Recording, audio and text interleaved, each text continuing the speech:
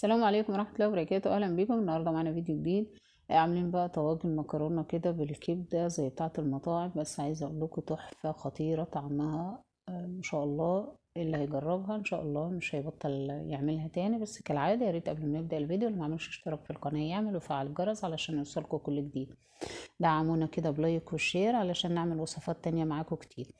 اولا نسمي بسم الله. معانا هنا بقى ايه؟ ال- الطاسة اللي هنعمل فيها الصلصة بتاعت المكرونة. هنحط فيها حبة زيت او حبة سمنة اللي انتوا يعني اي مادة دهنية اللي بتطبخوا بيها، يعني مش فارقة.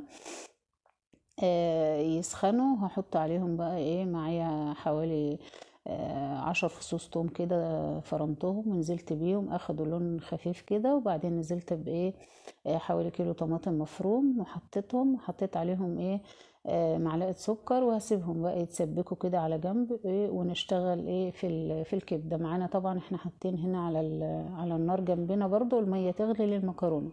احنا عاوزين بقى واحنا بنعمل الاكله دي كله كده يبقى سخن في سخن، علشان لما يخش الفرن يبقى ايه سخن في سخن معانا، ويتردد بسرعه معانا وايه، وتتاكل الاكله دي بتحب تتاكل سخنه كده. هنعمل بقى الكبده. حطيت حبه زيت ومعلقه سمنه بلدي، ومقطع الكبده شرايح كده او قطع مكعبات صغيره على حسب ما التقطيعه بتاعتكم. هننزل بيها كده في الماده الدهنيه معايا، ايه تاخد تشويحة كده لحد ما ايه ما تحاول تقفل مسام كده، وبعدين نديها تقليبة حلوة. هديها بقى رشة فلفل اسمر. طبعا احنا ايه متفقين ان الفلفل الاسمر المبهر معانا اساس اللحوم كلها، ويعني ايه علشان الزفارة، فببدأ ادي لها تقليبة وادي لها بقى معلقة فلفل اسمر علشان تحرز الزفارة كده معانا، وتدي نكهة حلوة للكبدة او للحوم معانا اي حاجة. معايا بصلتين مقطعاهم شرايح او جوانح يعني، او مكعبات على حسب ما انتوا حابين. حطيتهم اخدوا تشويحة حلوة كده. طبعا انا لما حطيتهم حطيت بقى ايه معلقة ملح وبرضو شعرة فلفل اسمر كمان، علشان ايه البصل يدبل معايا كده ويتنكه معايا بالكبد. اخد تتبيله معانا. حطيت بقى قرن فلفل وقرن شطه اختياري، لو انتوا مش حابين شطه يبقى فلفل بس. المهم يعني قرن احمر وقرن ابيض اخضر علشان ايه يدينا لون حلو. حطيتهم كده واخدوا تسبيكه معايا. حط المكرونه الميه غليت حطيتها.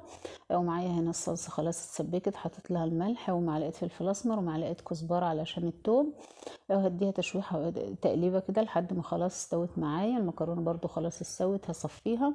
هصفي المكرونه، مش هحط يعني مش هغسلها، هصفيها بس على طول وهرجعها في الحله كده، وهبدا احط عليها الصلصه بقى اللي معانا. ايه طبعا ايه كميه الصلصه على حسب ما انتوا شايفين قدام كل ايه المكرونه محتاجه ايه.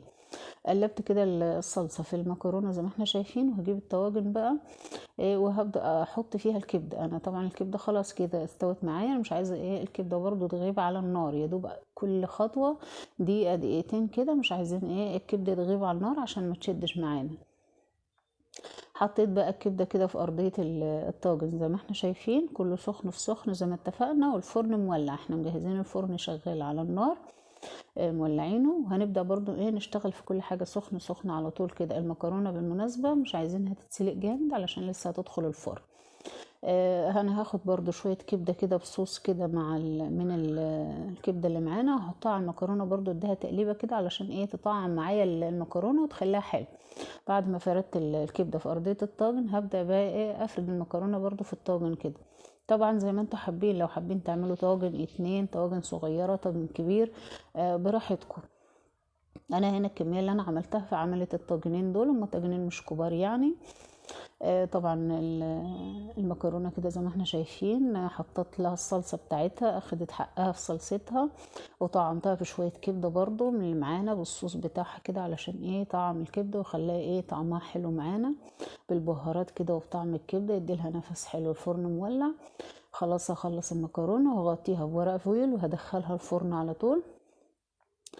تاخد معانا حوالي ربع ساعة تلت ساعة على حسب النار معانا، لحد ما المكرونة تتشرب معانا وتاخد نكهة. طبعا انا معايا بقية الصلصة حابة حطيتها بقى على المكرونة كده علشان ايه تبقى تطعم معايا المكرونة وتخليها حلو.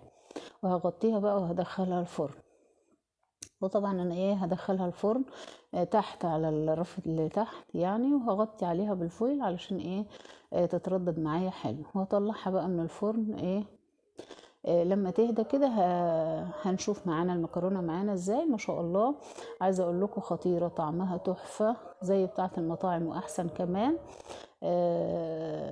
المكرونه ما شاء الله زي ما احنا شايفين طالعه مستويه وجميله. هقلبها على الطبق بقى.